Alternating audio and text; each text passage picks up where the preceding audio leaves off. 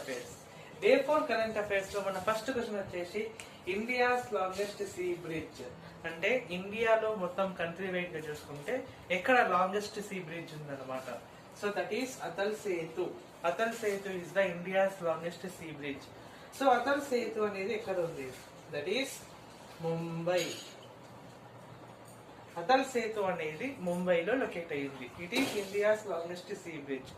మన second question వచ్చేసి first Indian to win world archery award.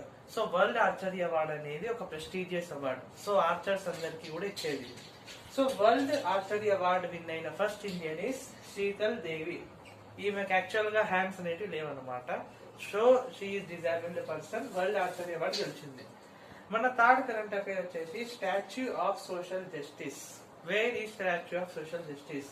That is in Vijayawada, Andhra Pradesh. Social justice అంటే nothing but doctor BR Ambedkar.